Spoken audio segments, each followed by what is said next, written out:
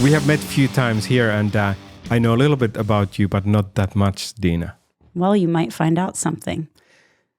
I hope so. So I said that you are tall because I needed to raise your mic. You said that you are not that tall, but it's the posture. True. Yeah. And you People do often think, when I used to be on dating sites, which right now I'm not because I'm taken, but oftentimes just based on my pictures, guys would be like, how tall are you? Like they thought maybe I was a tall person. And I was like, oh, I'm only 5'3", and they're like, oh, okay, good. But I do study the Alexander technique and I teach the Alexander technique, and that has helped me be my full self. It's interesting because I have had other guests here too, but the way you sit, I needed to raise the mic really high. Yeah, that is interesting. But I'm usually standing when I do any kind of like VO work, so I'm used to being standing and not sitting, but this is nice. Yeah. I have some ideas, and I think I may have taken classes sort of unknowingly about Alexander the technique. Unconscious classes? Yes, because I went to theater school in Miami. Oh, yeah. And there was lots of teachers, lots of styles, but we didn't have a class called Alexander technique, but I think they were using tools. Probably, yeah. In a theater school, for sure, yeah. But could you tell me, what is Alexander technique? Sure. The Alexander technique is a system or a framework to think about mind-body alignment. So a lot of people think of it as like working on posture, but your posture improving is really a result of the work rather than the work itself. So the work itself is really bringing you into the present moment and how you're responding to your environment.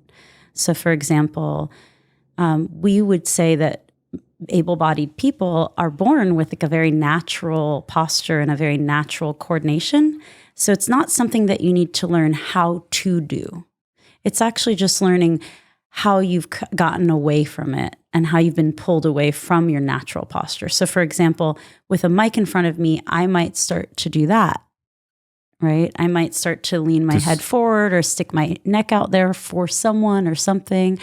I might have picked up from my mom, like to kind of collapse here, or from my dad to tense my shoulders, or I might have had a traumatic incident where I'm a little bit off kilter. There's a lot of reasons why we get pulled off of our center.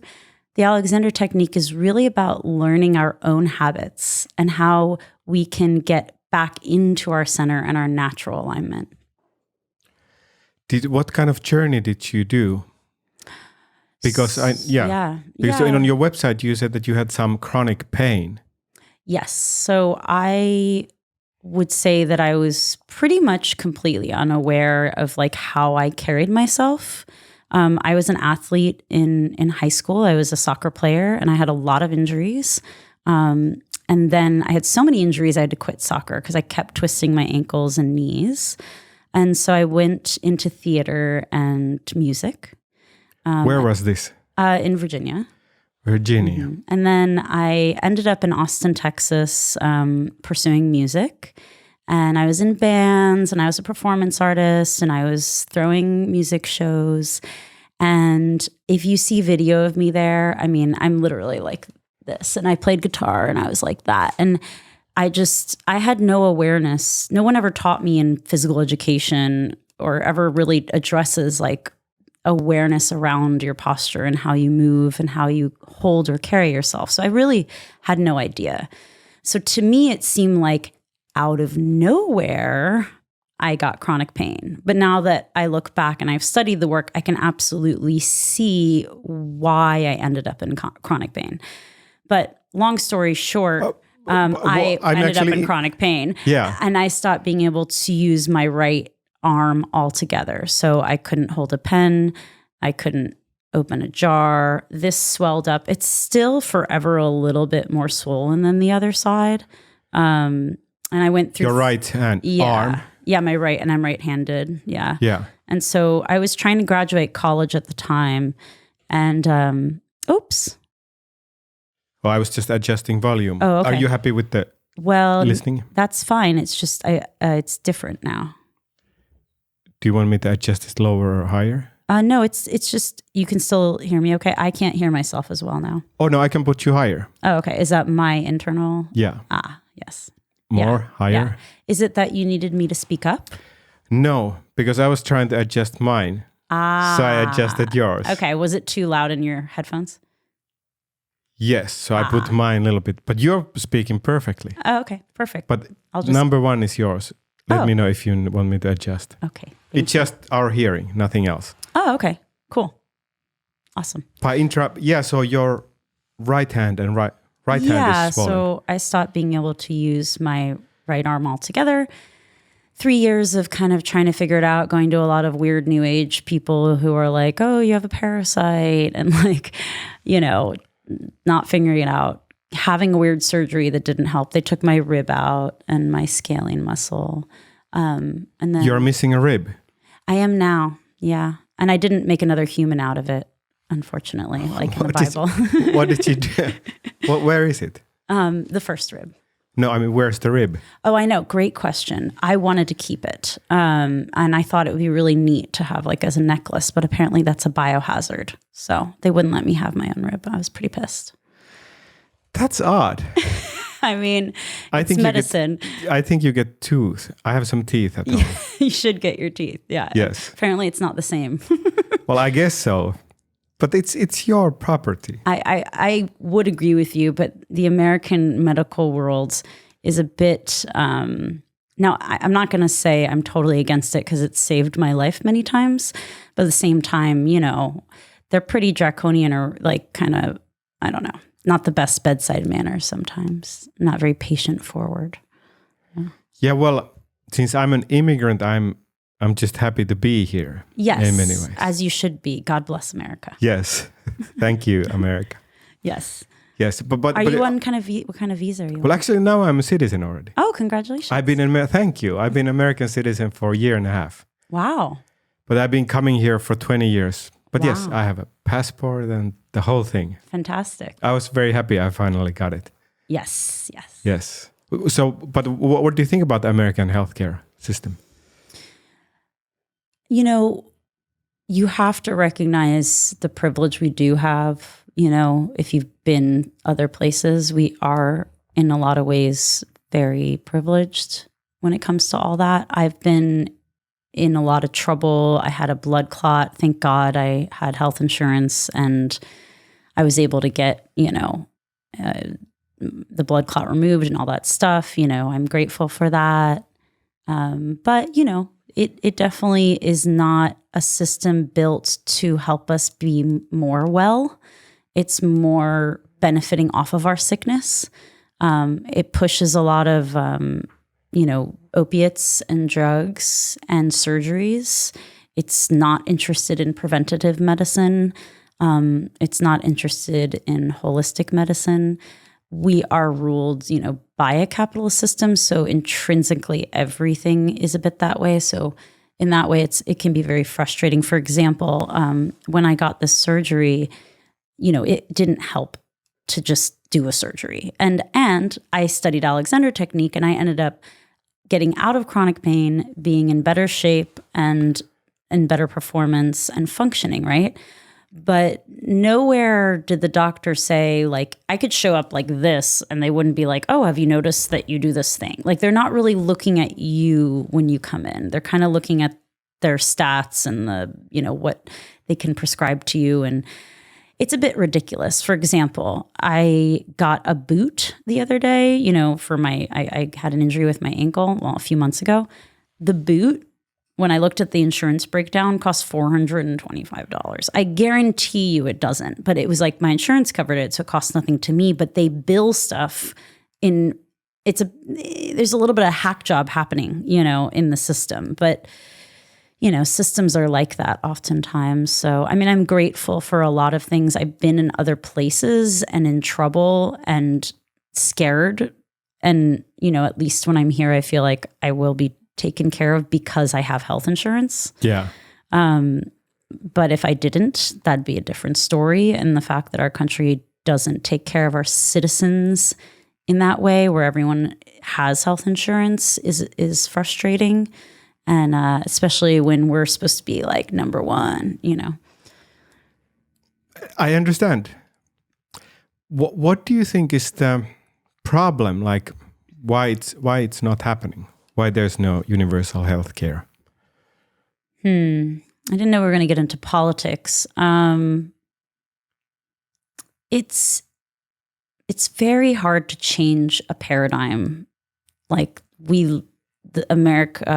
North America, the USA is built in a certain way, with certain people at the top when it was built who wrote everything and passed everything down. And we're this nation that's kind of a teenager nation, built by Europeans that came overseas and decided they discovered this place when there were people already here that already had their own systems in place and ways of living. To change things and systems, it takes a long time.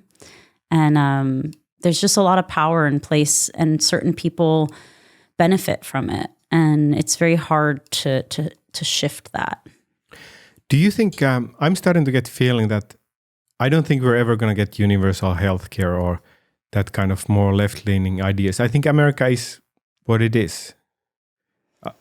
I know that people would like that, but I don't see a change coming.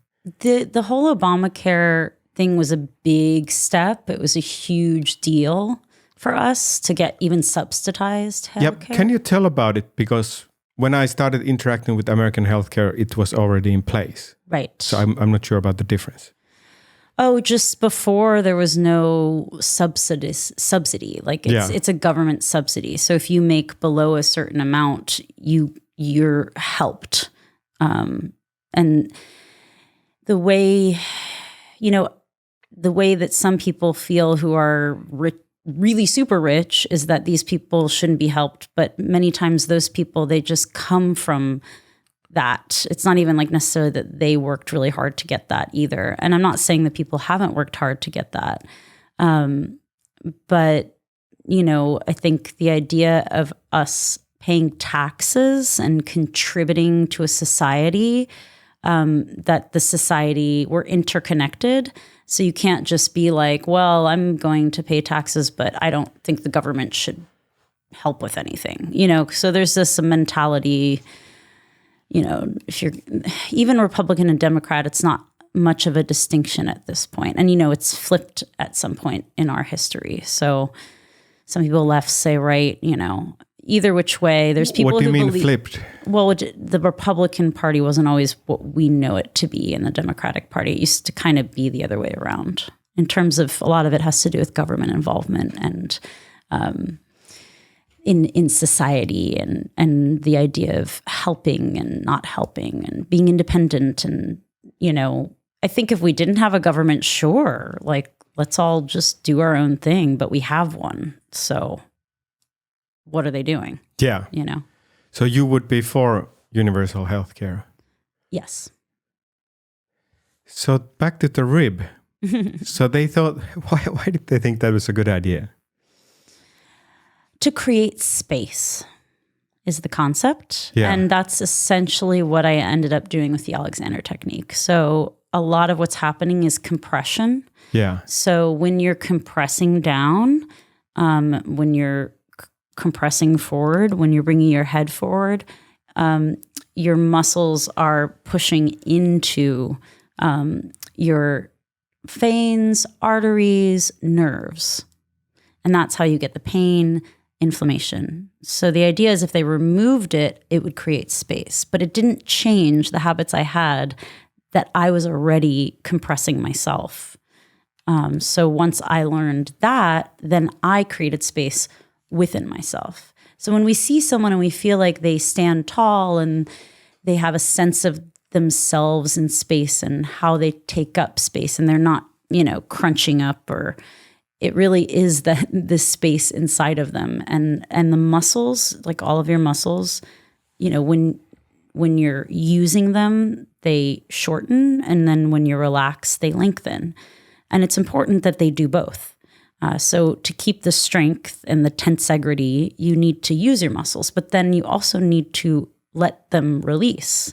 And oftentimes certain muscles just get stuck in this holding pattern. So in my case, I stuck my neck forward. I stuck my neck out there. And as a vocalist, I was a singer for a long time and all that stuff. It's like to get to the mic, I would lead with my head. I would do that. So this muscle was basically constantly irritating the nerves and the arteries because it was pushing into it. Yeah. And that's something that you can work on your own, with a lot of different types of methodologies, including Alexander technique, but really being aware of how you use yourself. How was the process when the rib thing didn't work and when you found out other ways to fix yourself? Well, I was addicted to opiates at the time because they gave me Vicodin. And so I was taking Vicodin and then that wasn't working. And yeah, so how was that? I would like to hear about that too. It was moody, I was very moody because what ends up happening like in your neurology is like you start thinking like food, sleep, Vicodin. It's like you need it, It's a very addictive thing, Yeah, that's what I've heard and seen. And so I started realizing, oh gosh, I'm in a cycle, And so I started seeking other things. I was trying to do. Sorry, before you started singing. Yeah. Well, was it fun? No. Did it feel good? Not for me because I was actually in pain. I think if you're not in pain and you take Vicodin for fun, that's a different story. Yeah. But I was taking it for pain. What was nice for me was to have the relief. Yes. But it wasn't real relief because I was still doing the things that were causing the pain in the first place. Okay. So you didn't take Vicodin and watch Netflix and be happy. Right. Or whatever you do when exactly. you take Vicodin. Yeah, what some people do or party or whatever.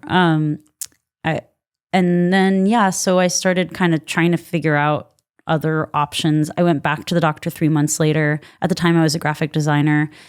And I was like, hey, I can't, I'm not better. Like, what's up?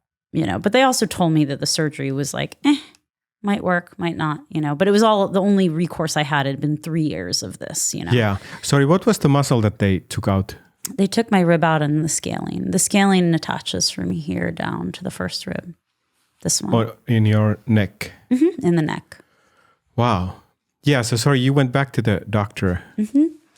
And they said, well, we can put you on methadone. Okay. And then I was just like, fuck you. And then I hated everybody, pretty much. Yeah, you needed to did you get withdrawals or anything like that? Yes. Yeah, of course. How are they? Tough. Yeah. Can you describe them? Mostly for me, it was like irritability. Yeah. There's a lot of irritability, sleeplessness. But then I started doing Alexander technique. And basically I just was dealing with like discomfort for like about a year when as I became more self-aware, it actually wasn't necessarily like a pleasurable process because as I started studying the Alexander technique, I was like, oh, like there's all this stuff I'm doing. Like it wasn't necessarily fun. It was work. It was a lot of like dealing with my own really strong habits of like overdoing, trying really hard, growing up with like an immigrant mother who's like, you have to break your back in order to make it in this world. Like that From kind where? of like, my mom is Palestinian. Okay. Yeah. And, she would always break her back over dinner and just kind of really work hard in this concept of like a lot of tension put into everything so that you feel like you're working hard. And so it was a very philosophical journey for me to start doing things with less tension and more ease and realizing that I could accomplish just as much if I'm using myself well. We call it kind of the use of the self and the self being both the mind-body relationship. So just kind of changing my own. So as a musician, for example, I think of it as like an instrument. Like you might help someone learn how to use the violin differently so that they're not breaking the strings or like, it's like you are an instrument, and so you can learn better how to use yourself. Did you find the mental connection to all the physical things physical problems that you had? Like you were telling that you need to work hard, that you were overdoing some postures. What is the question?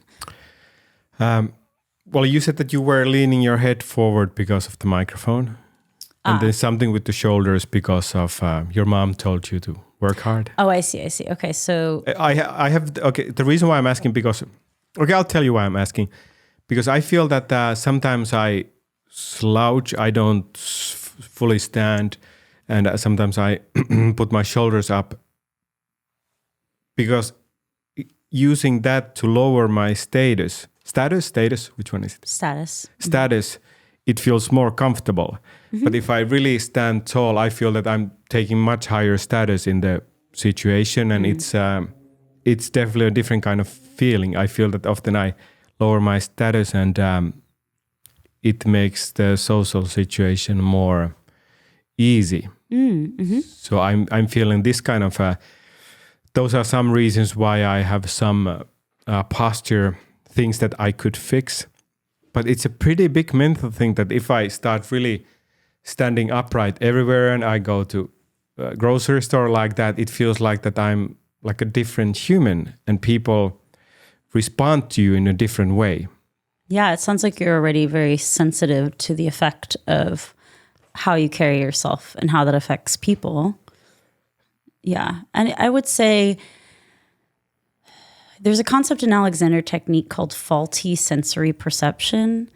And so I would say, like, when I see you, as a teacher who's trained, when you like go up into your full stature, it doesn't feel to me intimidating or encroaching. So we would call that faulty sensory perception. You have an idea of yourself that might not necessarily be correct, if that makes any sense. Yes. So that's what's great about having a teacher is sometimes we are caught up in these ideas or concepts about ourselves. Or for example, some people, I work with dancers a lot and they tend to overarch. So they like stick their chest out and they think this is sitting up straight, right? But this is actually really hard on your lower back. And so when I ask them to breathe into their lower abdomen and into the rib cage and release back so the rib cage is over their hips and relax a bit, they feel like they're slouching. But when you look, they're not slouching. They're just not overextending either. So a lot of times when you're doing the work, it is a little bit of that, realizing like, oh, what I think is happening isn't necessarily what's happening. So, and then the other concept you're talking about is kind of how you appear in space or how you interact with the room. And I would say that it's very important to take care of our bodies. And part of taking care of our bodies is making sure you're breathing, you're not holding your breath, you're not collapsing into your diaphragm, you're getting the proper circulation into your brain, which also involves not collapsing because then you're not getting the proper circulation. So you have to take care of yourself. Now, if you think that taking care of yourself is upsetting other people, I would say that it's not that's upsetting them. So if you have a demeanor where you're not like yelling or like confrontational or like bumping into them or manspreading, then I think you're fine. And I appreciate that you're concerned about not, coming across too strong or something. But it's fine to be your full 360 self in a space, and you can still be very sensitive to the people around you and humble. I understand. And that I do know about that faulty sensory perception, and that's really good to know. I worked with this one like 85-year-old woman, and her head was like always this way. And she thought that was pretty much always tilted. Some people are only listening to this. Yeah. That's what I'm saying. Yeah. Tilted to the right. And she thought like this is like her normal way of seeing the world. Because a lot of it also has to do with your vision if you have vision. Like it's like once I learned that I was always doing that, the big thing for me was realizing like, oh my gosh, if I'm here, I have to open my eyes wider. Because I was kind of here and I was looking kind of from the up down. Yes. And then once I realized when I don't pull my head back and down, I have to open my eyes more. Wow. Like for her, she's here. And I realized I went to her house one time. I did a house visit with her and she has like a landline phone and she always talks on it like this. And so it had kind of gotten stuck. And whenever I would work with her neck and I put her here, she's like, oh no, I'm all off balance. And I'm like, look in the mirror. Like this is aligned actually. And she's like, wow, it feels so weird. Because you said the word comfortable, which is very interesting to me. And one thing I think about growth and improvement, which is what most humans are trying to do in their life in many arenas, is you have to be okay with being a little uncomfortable sometimes because that's what's going to teach you something. So once you realize like, oh, what you're comfortable with doesn't necessarily even mean what is natural. Some people have gotten comfortable in some ways that aren't even necessarily a natural posture. So, and many of it we learn from what we see. And right now in society, everyone is like this and they're on their laptops and like, so this is what's become normal. Like looking down on and your just, phone. yeah, we're very like visually oriented people. So we're not in the trees as much anymore and like picking from the trees and up and around and, you know, carrying things on our heads and, you know, things like that. So people will say like, oh, that doesn't feel natural. And I'm like, no, it just doesn't feel comfortable, but it's actually quite natural. And if you watch children, like if you watch a 2-year-old able-bodied kid, you'll see like they're just like their heads on top of their shoulders are on top of, they're stacked a certain way. When they move, you know, everything stays aligned. When they go for the blocks, you know, they squat, you know, it all works. And we still have that in us. What I have found that works for me, I would like to hear your opinion, is that if I do that kind of exercise that builds up my muscles in a good and wholesome way, that helps me quite a lot because then my posture seems to align itself because I've been using those good muscles instead of just not exercising or doing one specific exercise and then trying to think that I need to be in good posture. Yes. So that helps me. You articulated that perfectly.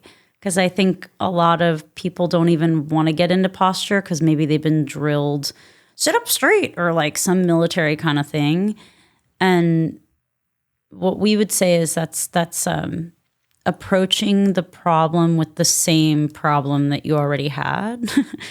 So it really is about approaching it differently and realizing that it isn't that you need to tense up or sit up necessarily. It's that you need to, like you said, it does align itself. So there's a quote from F.M. Alexander that says, if you stop doing the wrong thing, the right thing does itself. And that concept of allowing is really important.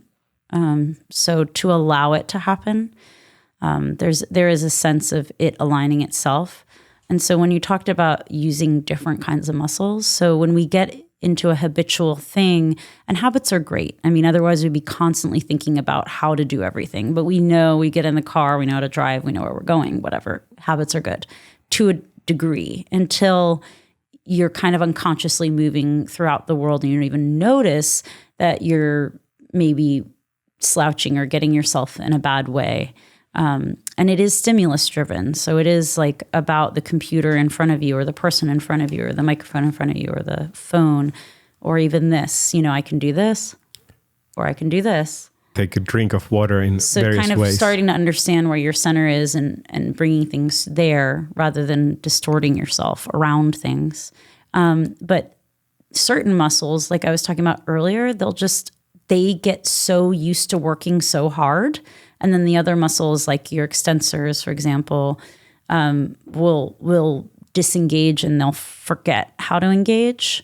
And so a lot of times when I work with people in the first sessions or so, they'll feel a lot of relief, but then they'll have some soreness in the muscles that are like, what? Hello? What? And so, for example, when I did physical therapy, a lot of the things that they wanted were similar in that they wanted me to stop sticking my head forward and overusing my scalenes, for example. So they're having me do exercises, okay? But I'm just doing the exercises in the same habits that I already had. And it wasn't until I started studying Alexander Technique that was like, a lot of it is the don't. Don't overuse that. Notice how you overdo that. Notice how you tense your jaw. Notice how you're holding your breath. Don't do that, and the right thing will do itself. Because then it gives those other muscles a chance to have a chance, you know? So a lot of it is the allowing, and we call it inhibition and direction. So inhibition is stopping yourself from just reacting to the stimulus immediately, and instead directing yourself a bit. And you can really only direct if you inhibit, and they work hand in hand. Yeah. That makes sense. Yeah. How was your mental process when you, I don't know if you want to say the fixing yourself, but how was your mental process in getting better when you started that process? And physical process too, but... Yeah. The reason why I'm talking about the mental process, because it seems to be difficult for me to let go of some things because I'm used to being in world this way. Absolutely. But we all are that way. You know, we've developed the rules and the regiments and the, you know, the ways that we cope for a reason, you know. I think that the first year that I was studying, I didn't understand the Alexander Technique actually. Yeah. But I was just practicing and I was learning, and it took probably a couple of years before I got it on a different level.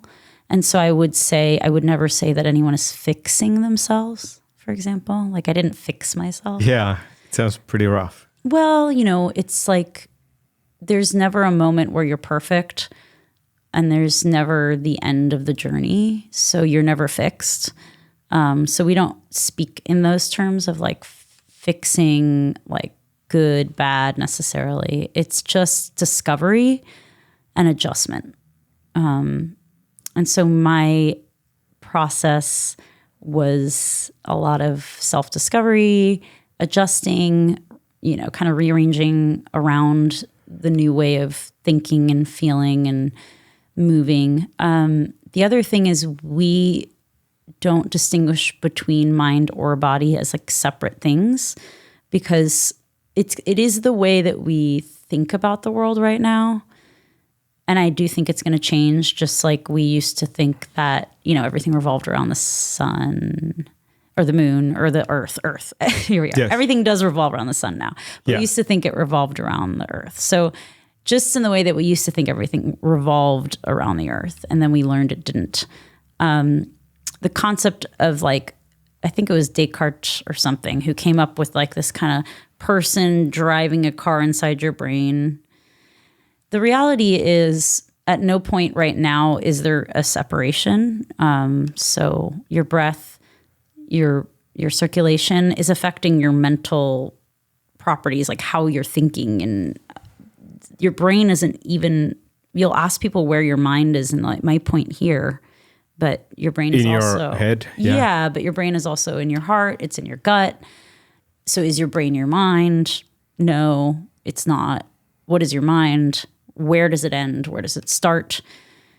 And then you have the spirit, if you believe in that, or the soul. So in the Alexander Technique, it's very like integrated. So one thing you realize is they are just constantly together. You can't really be like, oh, I'm only working on my body. Because even when I'm playing soccer or doing something super physical, my mind is like what's working everything. And then vice versa. Even if I'm talking to you right now and this is a very cerebral conversation, like I'm moving my body, I'm breathing, my blood is working, you know, my body is very much involved. And like you notice, depending on how we adjust all of those things, it affects others. It's just always in relationship. So I would say my mental process during my recovery, was the same as my physical process, which was like a lot of uncomfortableness in trying to change, which is hard.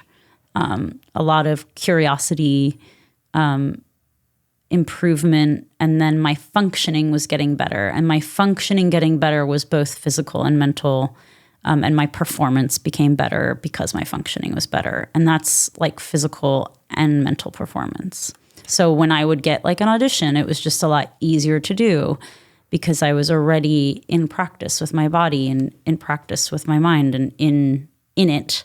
So if someone's like, oh, you want to try out for this thing, I would just show up and I would be present. Yes.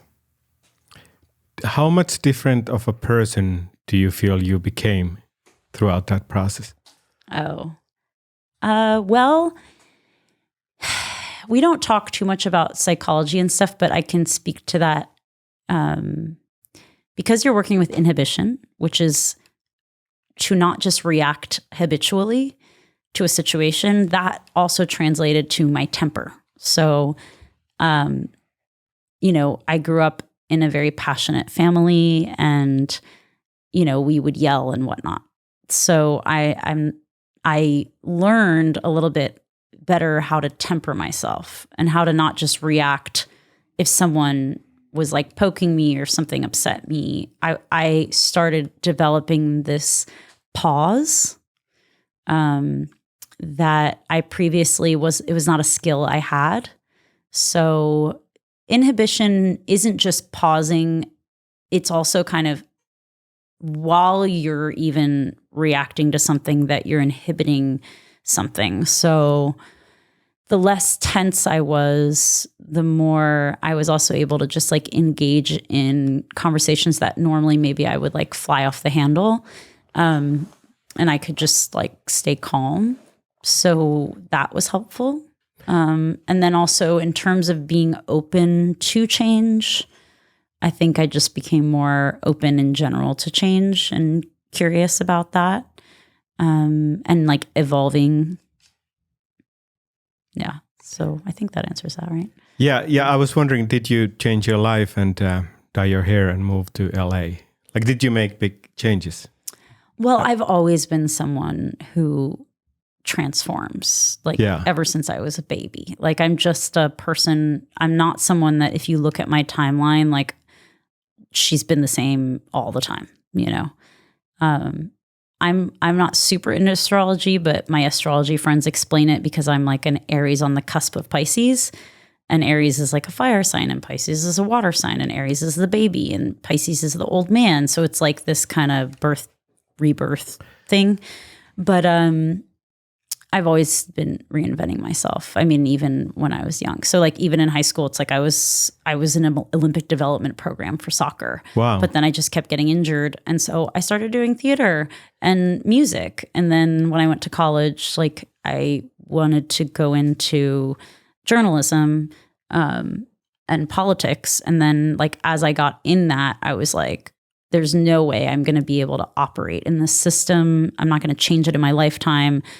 I want to be a creative person. So, I started doing music and because you can express yourself and started doing more like community stuff and conflict resolution with children. I worked with kids with disabilities for like 6 years. So yeah, I've always been an adaptable person. Yeah. So yes, I did change a lot, but I wouldn't say that was unusual for my personality type. When I moved to LA, so my training in Alexander Technique, it's 3.5, 4 years to become a teacher. So it's 1,800 hours, something like that. It's a lot. I was working as the director of membership at the Washington Project for the Arts, doing like arts events and working with artists and empowering artists. And which now I'm like basically the membership director here at RiTA House. We are now in Dr. Self-Tape studio. Yes, yeah. In RiTA House. What's RiTA House? RiTA House is a hybrid space that was built in 1926, originally a Hollywood prop house. And in like the movie props. Mm-hmm, yeah, if you see like when you go through the garage, there's still some Hollywood props across from the elevator. Oh, yes. Yeah. Yes. Yeah. And then Rita Riggs bought it in 1967, and she was the costume designer for Hitchcock and Norman Lear. And she had it as like a creative co-working space and then her design studio. And so when she passed away 5 years ago, they kept that going. And so it's, we have filming here, we have different offices, we have a guy upstairs who does like post-production effects and horror movies. We have a lot of screenwriters. We have a bridal, like couture bridal woman here. And then we have an architecture firm and like members. And then we have events. We haven't been doing that many events because of COVID, but now we're going to be having comedy shows and all that stuff coming in the fall. So it's a hybrid multi-use space. Nice. Yeah. I guess I'm a member of Dr. Self-Tape. I'm a member of RiTA House. Sure. Yeah. I mean, it's. Oh, is it separate membership? Well, you're a member of Dr. Self-Tape, which gives you the services of this studio that operates in here. That's kind of a cool, like, almost like Wizard of Oz thing. Like nobody, like you can't tell, like what's behind the curtain. Yeah. When that door's closed, like who would know? So that gives you access to all of this stuff inside of here. People that are members of RiTA House, they work. Upstairs they come, they have a little badge thing and they can come 8 a.m. to 10 p.m. and work upstairs and around and stuff like that. So. And you're a membership director for RiTA House. Yeah, and the events, director and the, ambassador for all of the filming that we do here and all that. So we have people come and film here and shoot movies, interviews, commercials, all that stuff. Because we have so many different spaces. And it can look very different. Like if you want it to look Brooklyn, like the Brick Room looks very New York. The parlor area could be Europe. It could be Eastern Europe. And then the loft area is its own vibe. So, it's 9,000 square feet. So it's like a lot of different stuff going on. Yeah, I have only seen a couple of rooms. Yeah. Yeah. Well, I'll have to give you the full tour. Sounds good. Yeah. Something you said a moment ago is that you learn to take a moment. Like if there was a big impulse, you learn to take a moment. Please correct me if I'm wrong. But I feel that that's also a little bit opposite what I understand freedom and being relaxed means. Because I do quite a lot of improv theater and there you react. Well, at least I do, like try to react without thinking. Yes. Yes, so you say yes, try to... Improv is definitely a very different paradigm. And I love improv. Yeah. I would say, though, that when you have studied something like Alexander Technique, you're better at improv because you're not caught up in what you're supposed to do. So people get caught up in their habits, right? Yes. And so they become inflexible. Like they think they have to react a certain way. So when you study something like Alexander Technique, you're more adaptable because you're not going to automatically do whatever it is you always do. You're changing all the time, depending on the environment, depending on what you need to do. The pause, it can be a half a second. So in improv, it's like someone might say something, and if you have like a funny thought, you could say it, or you could wait and say the next funny thought. Yes. But it's more that in that moment, let's say, you can have a choice about your character. So in terms of performance, if you're always operating out of habit, then you're going to get typecast all the time as the same thing. Whereas if you've studied something like the Alexander Technique or the Alexander Technique, you make more choices. You get to make a choice. You can react like the angry mad guy or the uptight librarian or the loosey-goosey whatever. You can decide in your body how you want to be rather than just be this one thing all the time or this one reaction. So I think studying something that teaches you that you can react in many different ways is great for improv. And so times that I've had to do improv, it's easy for me because I'm able to think on my feet. Yeah. So it really helps you think on your feet.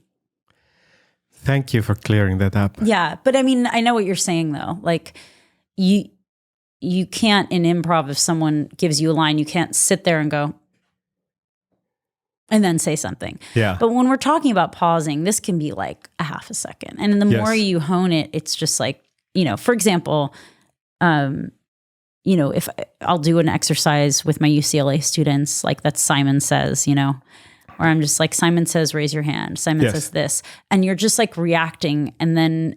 Okay, that's what I'm talking about. Yeah. Yes. But then you fuck up because of that. Yes. Because you're not really listening. Because you're just doing a reaction. So you say, Simon says, raise your hand, and you raise your hand. You're like, nope, that's not what you're supposed to do. So it really fine tunes your presence. Because you're not just reacting anymore. You're really listening. Because if you're really listening, you're going to know, oh, wait, stop. Don't raise your hand because they didn't say Simon Says. I like this. Yeah, it's fun. What's your person? Well, it is. Yeah, I don't think I've taken Alexander classes, but I think many teachers of mine were using some parts of Alexander technique. Yeah. What's your relationship to your own art? That's a good question. I've been on a bit of a hiatus. I used to be a highly performative, creative person. I probably still am in my own way. But I went into kind of a different direction when I built my practice. Because one thing about being an artist is, it can be hard to figure out how to sustain yourself in like an adult way. And I don't have like a trust fund or someone like funding me. So I also had to figure out how to like make a living and live my life. I can't. And music is like we all do. Yeah. Well, like not all of us, but a lot of us. Oh, yes. Because there are people that do have funding and God bless that. That's great. Congratulations. Nobody's floating me. So there just came kind of a realistic point where I was like, okay, music, I had friends even who were making it. And I was doing well. Like I had a whole kind of little following and a little, whatever. But for me, it was not sustainable because I don't like going on tour. You don't? No. I want my own bedroom. Like, I don't want to be on the road. I don't want to have to perform every single day the same songs. It's just not for me. I have friends who thrive doing that. But for me, I need to constantly reinvent. So even when I was in bands, like we were the kind of bands that would like deconstruct the song and reconstruct them. Or when I had my own band, we would play the songs differently every time. Sometimes I'd play it with like a string quartet. Sometimes I'd play it minimal, like with a drum machine and a bass, So I realized I'm never going to be that kind of performer that's just like doing the same thing and going on tour and like that. So I had to figure out like what I was going to do. And I've always been super community oriented. So I like bringing people together. Like I said earlier, I'm a connector. I was throwing events a lot, like music events, and then kind of hybrid art events. And then I was doing film as well and like being in films and like started doing voice acting. I got recruited basically to do VO. And so, I evolved and then once I learned Alexander technique, I was like, oh my God, this is amazing. I want to teach this. So I did the teacher training program because I needed it. Also, I still needed to work on myself so much. I still had so much to undo because I was in such bad shape when I started.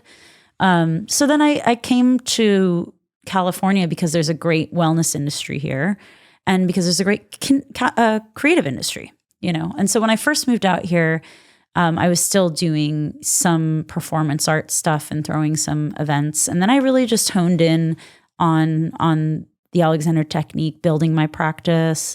And then when this RiTA House thing came up, I was like, oh, great. Because I missed also being in community. So when I had my own practice as an entrepreneur, as a freelancer, it was like, I'm my own boss. I answer to myself. I have to do everything. And I missed like being a part of something. Yes. I didn't like being a solo. I did it as a solo practitioner for like, 4 or 5 years. I started studying Alexander technique about a decade ago. And so, I kind of went to a new chapter where I was like, oh, I can still teach. But I can also now have events and do things in community and do workshops here and, go back a little bit more to my creative art stuff. And so I think my next step creatively, so I still write, I'm still a poet. I guess I completely forgot to tell you that. So creatively, I do still do poetry. Yes. And I get paid to show up at these events and like write poetry on the spot for people. And that really is an amazing exercise. I've been doing that for 8 years. I work for this company called Ars Poetica that my friend Lisa Ann Markuson started. And I'm like the lead West Coast poet. And so, it's cool. Like I have an event in Long Beach on Monday and I'll come with my typewriter and I'll talk to people and I'll write them poems. And so I've been... Typewriter. Yes, a real I like typewriter. Yeah. So you get like an actual analog physical thing, which I think people really miss, Yes. Everything's so virtual. So I think having an interaction where they get to take something home with them means a lot. I've run into people even here who are like, you look familiar. Wait, you wrote me a poem. Oh my God, it's on my fridge. So I've still been creative because I've been doing the poetry and I've been having this like book of poetry that I've been working on and I still write. So that has been going on.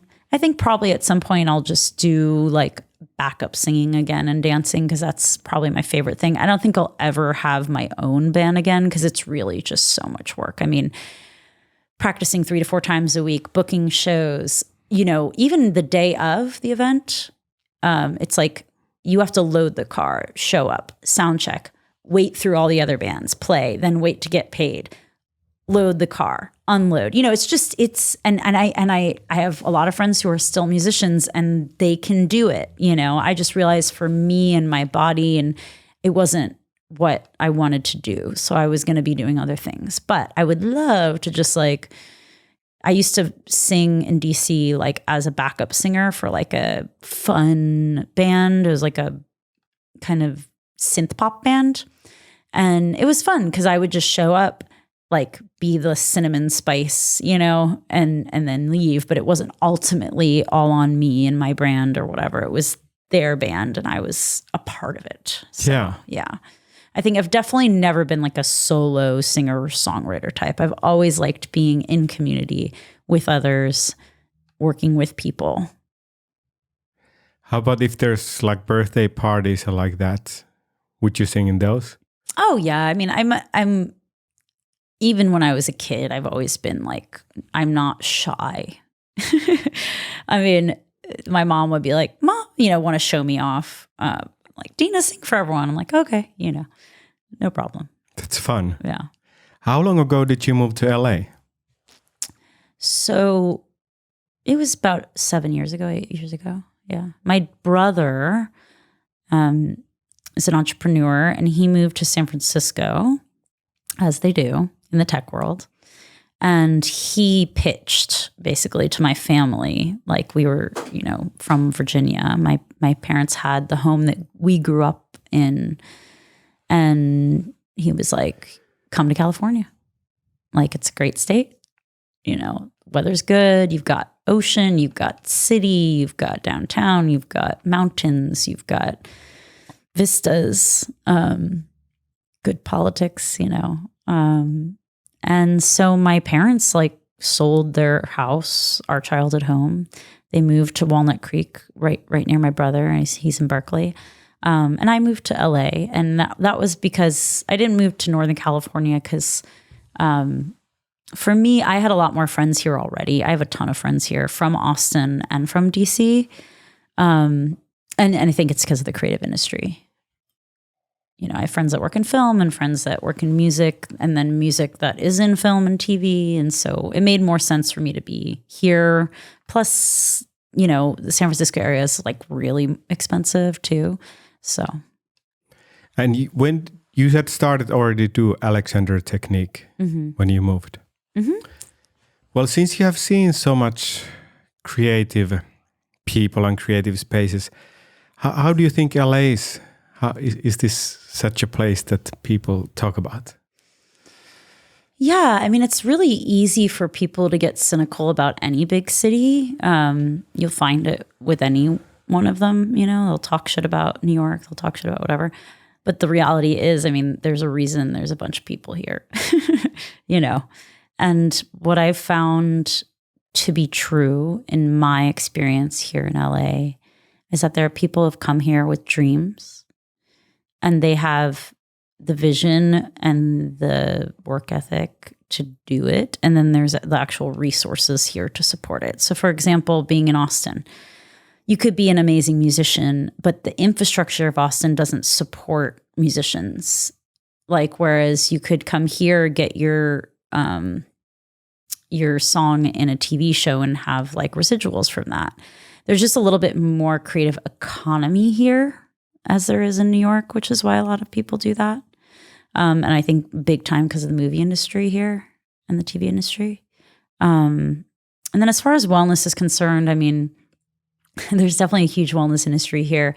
That's probably an entirely other podcast episode because there's definitely some weird stuff in that industry. Yes, and I have seen that. Whatever they call snake oil stuff. And so one of my kind of determining branding things was separating myself from that, in that I'm a pretty practical person when it comes to things like that. Like, I'm not going to make promises. I'm not going to tell you I am going to fix you and I am your healer and your savior. And even people want to project that onto you sometimes, like, because they'll do sessions with you and they'll feel a lot better and they'll be like, oh my God, you're a healer. You know, these are just tools and skills and things that you implement. You're the only person who can really take care of yourself. I've always been really weary of like too much everybody, like culty things or anything like that. I didn't even like sit at the same lunch table all the time in high school. Like, that's how much I don't like being a part. I'm a little bit of an iconoclast. So, you know, that part of the wellness industry I had difficulty with. But I've actually evolved a lot with that too, because I think I didn't used to really think very spiritually and stuff. There's a lot of tarot readers and stuff. And then I met a lot of people like that. And there's something to that too, you know, that kind of intuition and insight and connection with something bigger. And that's cool. I was impressed with your website and Instagram page, especially your website, because it could go spiritual, but there's nothing that goes spiritual there. So I think you succeeded in keeping it practical. Thank you.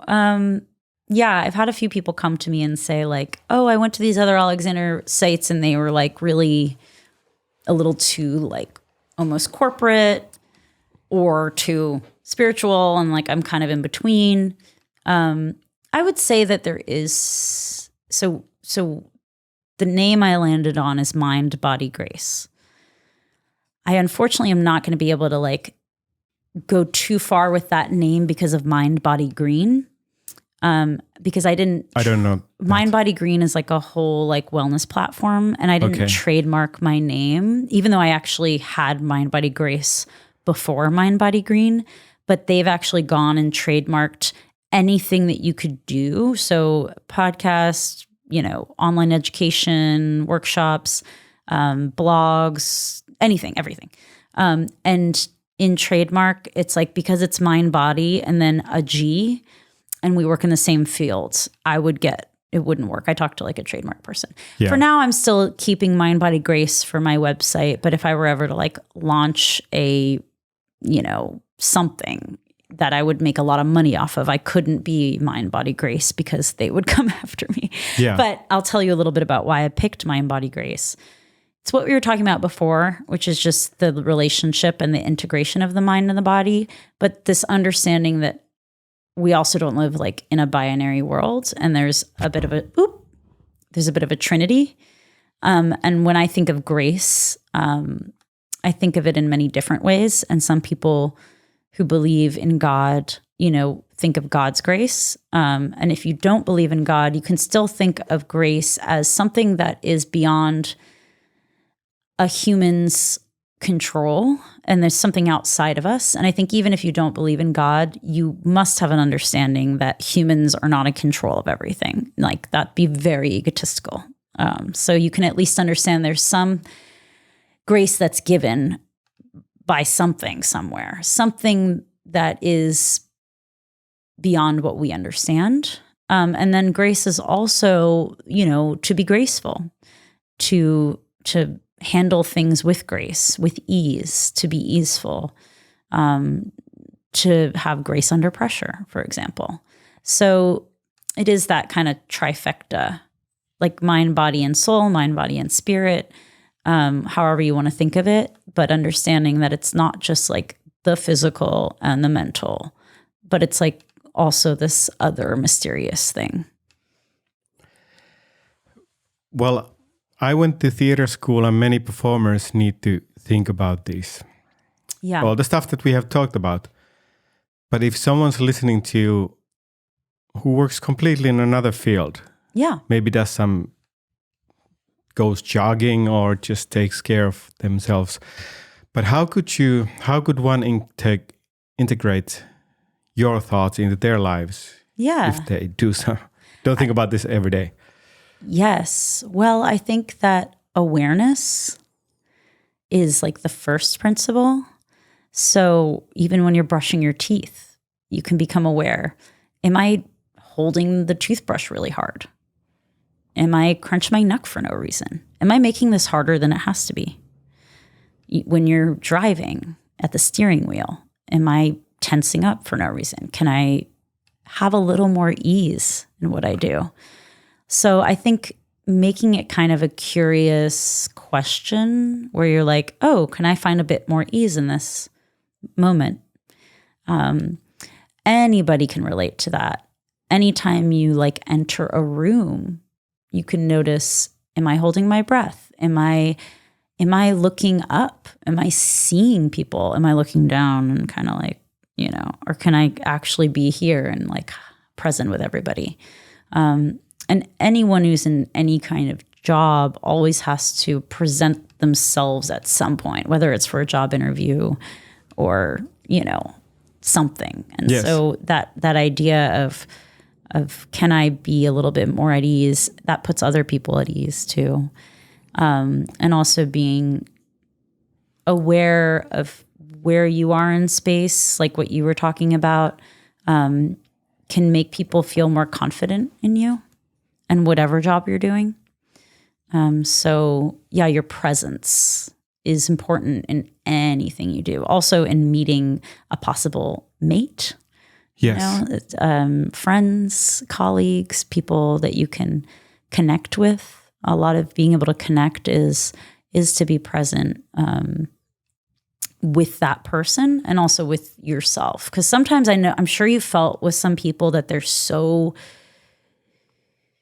eager and present with you and they're not centered in themselves, that can be kind of like, if they're like, so like, sticking their neck out there for you. So it's like, how can I be in my own center and also present with somebody else? That's good. I haven't thought about that for a long time, but sometimes when you really want to give an impression that you're listening to someone, it might be too intense. Yes. I think that our society here is really into intensity, especially when it comes to like working out and stuff. It's like go hard or go home. But I'm really into sustainability. I like that. So, I'm a go-getter. I've always been. And I think coming to California was good for me because it slowed me down a little bit. Whereas if I had gone to New York, I probably would be like, Yeah. And the Alexander technique has slowed me down a little bit, but I'm still just like a super fast, like thinker. Like I'm like my brain is going, so being able to have these skills is really helpful. But I used to be, and I still am sometimes, like if I've had too much coffee or if I'm feeling anxious or someone who sticks their neck out there for people. Yeah. It's a familial trait. Like my aunts all would just be there for you in a minute and would, just have to have everything ready for dinner and perfect. And so some of it is like dealing with some of the habits that you've inherited ancestrally too. And then also just dealing with the way that our society kind of operates and how they ask us to show up. If I understood correctly, okay, I would like to ask this question. This is difficult to answer quickly. Like, how do you get a good posture if you haven't thought about it in your life ever? Book sessions with an Alexander Technique teacher. Yeah, because I guess it depends on the individual. It's three main things. The first is awareness. If you don't start to learn what it is that you're doing in the first place, you're going to get nowhere. If you're just trying to do exercises blindly, that you're like, oh, do this or, do your chin tucks, but you're not aware of your own habits, that's not going to help. So awareness, inhibition, and direction. So in an Alexander Technique class, like you learn basically through hands-on and through just how you're pulling yourself down or pushing or overdoing, and also how to not do that.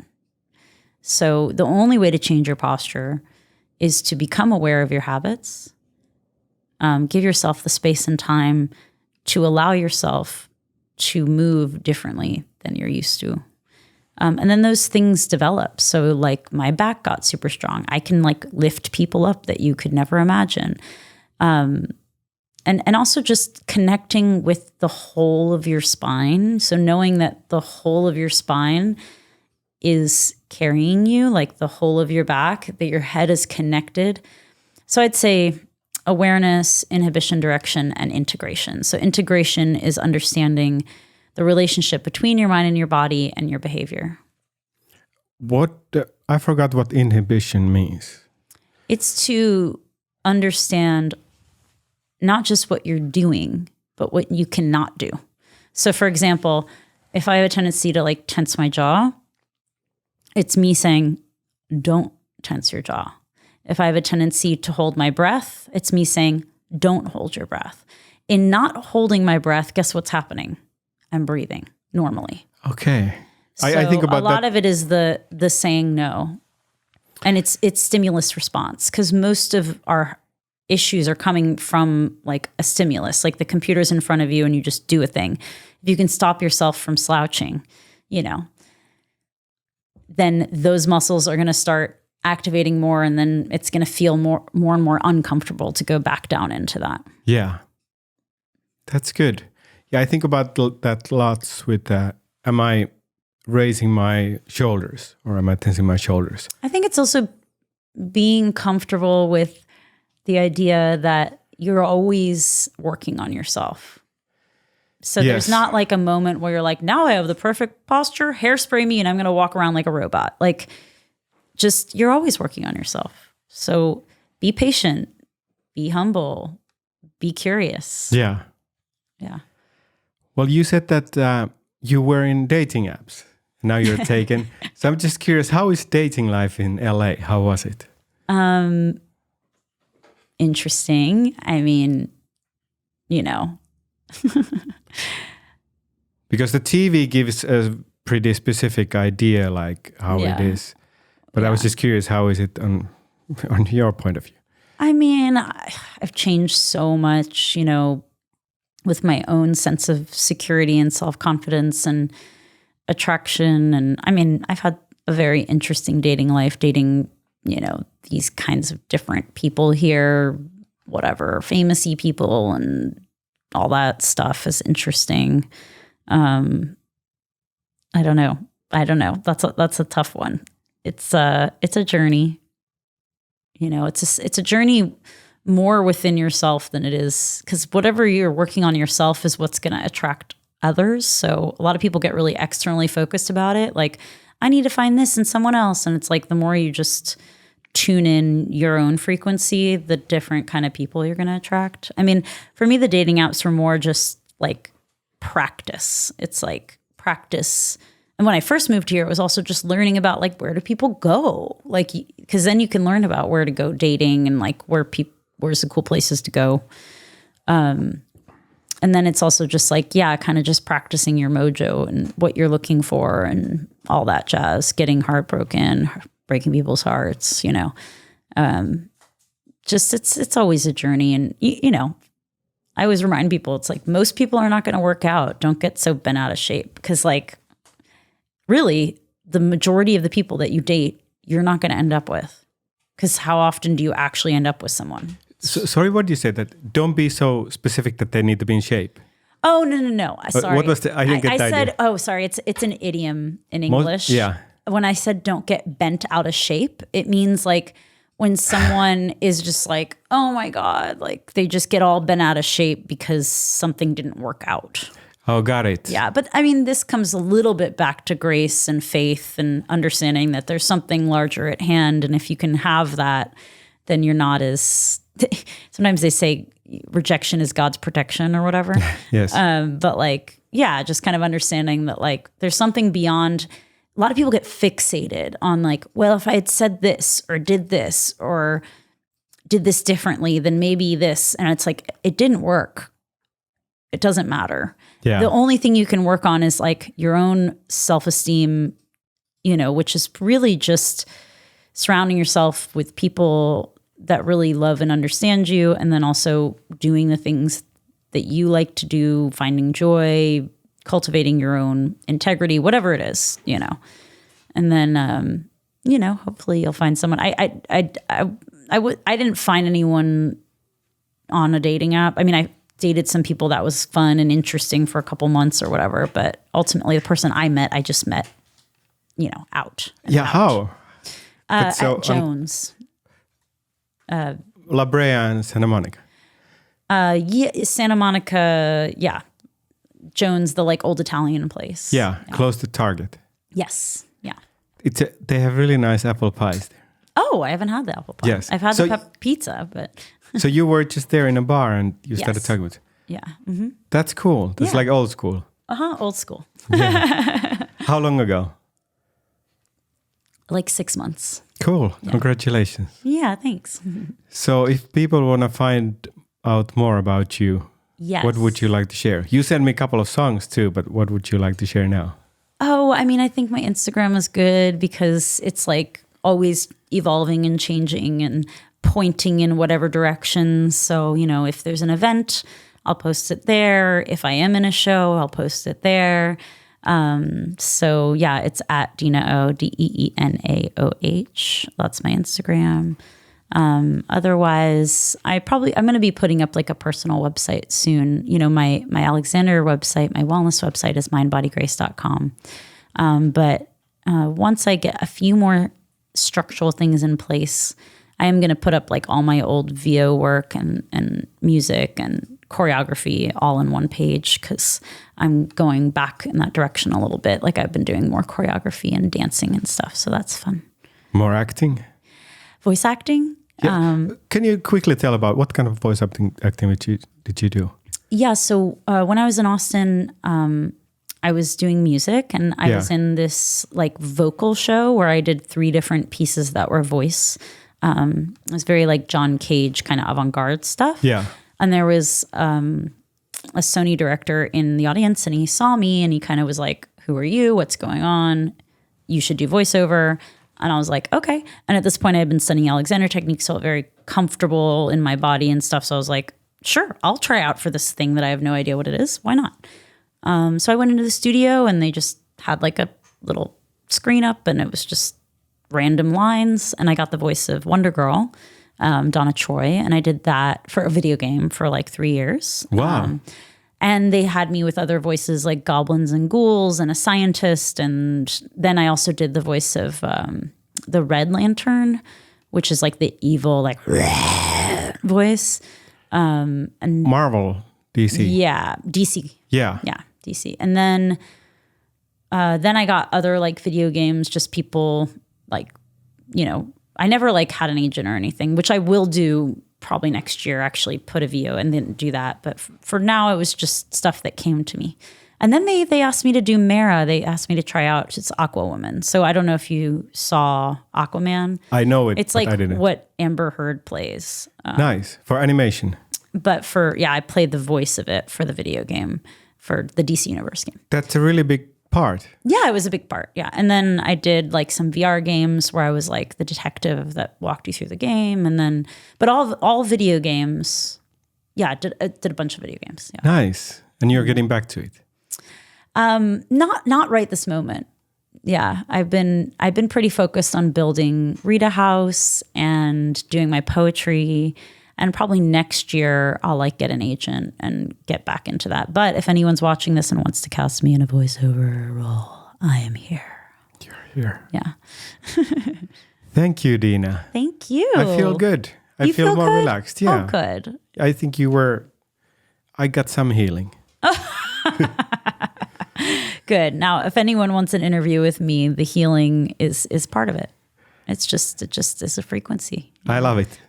Thank you so much. Thank you so much. And remind me, most of your viewers, are they in Finland? I think so. Okay. Well, if I'm in Finland, I would love to meet you. I'll come stay with you. Yes. Let's go to Finland. Okay. Thank I you. literally, I don't know anything about Finland. What can you tell me just the difference between LA and Finland? Finland is really nice and safe, but the winters can get pretty tough. Safe. Yes. Yeah. So it's the weather or safety. That's the Yeah. That's the trade. I don't know if you're on the Citizen app here. I know it. I don't need it. Are you? I am, because like I have this one corner of where I live where like it's good to know what's happening. Yeah. But I don't have the notifications on, because basically if you don't know what the Citizen app is, it's showing you any like crime or anything that's happening. And it's kind of crazy how much is happening all the time in LA, especially since COVID and more people are houseless, and it's just hard, you know? Yeah. Yeah. But so Finland's very safe. That's good to know. Very safe and nice. Some people like the winter. If you like that, No, it's perfect. I don't. That's why I'm here. Okay. Let's. Thank you. Nice to meet you. Thank you, Deena. And It was great to meet you. Dr. Self-Tape. Thank you. Bye. Bye. Happy Friday. Happy Friday. That was my slate. I know. Yeah. know.